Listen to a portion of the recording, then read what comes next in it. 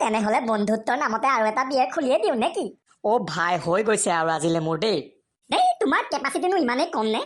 মানে মই ইমান খাব নোৱাৰো তেনেকে, আৰু উভতি যাওঁতে গাড়ীও চলাব লাগিবতো। আৰে টেনচন কিয় লৈছা? গাড়ী চলোৱা টাইমত নিজকে ভাবি ল'বা সলমান খান। লোৱা এতিয়া অকণমান। তুমিও বৰ ভাল জমোৱা মানে দেই। নাই মানে মই অলপ ধেমালিহে কৈছো, তেনেকুৱা একো কথা নহয় দেই। আমি কিন্তু আমাৰ চেনেলৰ ভিডিঅ'ৰ জৰিয়তে কোনো ড্ৰিংক এণ্ড ড্ৰাইভক প্ৰমোট নকৰো। তোমাৰ মন নাথাকিলে খাব নালাগে দেই। বন্ধু, মই তোমাক কথা এটাকে সুধো। আৰে সোধা আকৌ। এই উইণ্ডোখন মানে তুমি ক'ৰ পৰা লৈছা? এইখন একদম মানে তামাম উইণ্ডো হয়। তোমাৰ মুডৰ হিচাপত মানে ৱেডাৰ চেঞ্জ হৈ থাকে বাহিৰৰ। তুমি যদি বৰষুণ বিচৰা তেতিয়াহ'লে বৰষুণ দি থাকিব, ঠিক আছে?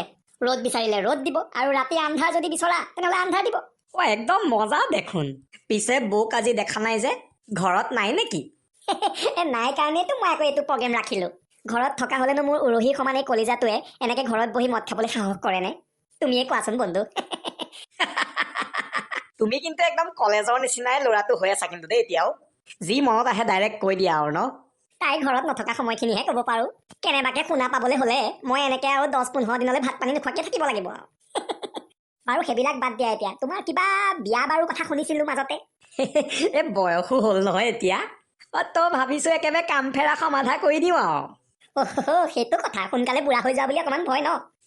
কি কথা কোৱানো, এতিয়া বয়স হৈছেনো কিমান বুঢ়া হবলে। তেনেহলে ইমান জল্দি কিয় হৈছে?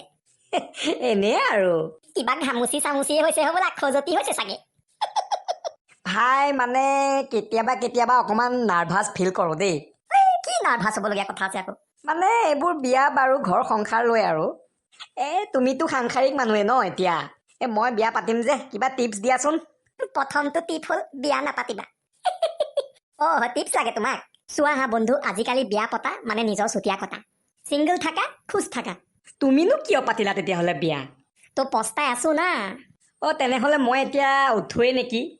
আৰু অলপ সময় বহা। নাই বন্ধু, সোনকালে যাওঁগৈ। ৰাতি হোৱাৰ আগতে ঘৰ পালেগে ভাল আৰু।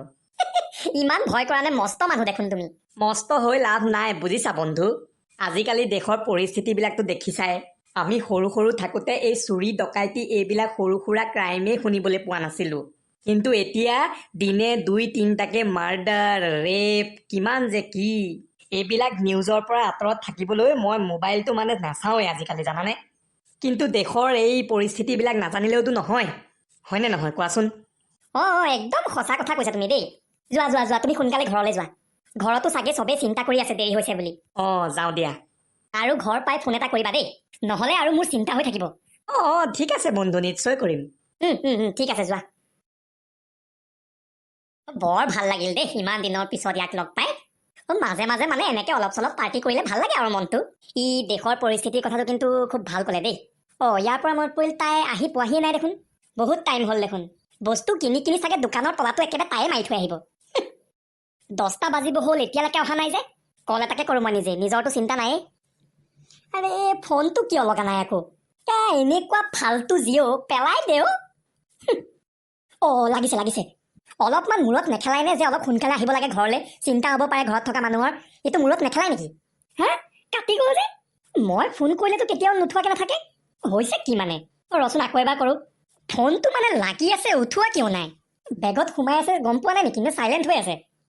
দুবাৰ কৰিলো উঠোৱা নাই। বাৰে ক'বালৈ যাবলগীয়া থাকিলে সন্ধিয়াতে গৈ আহিবা। মইহে জানো মোৰ কেনেকুৱা ফিল হৈছে এতিয়া।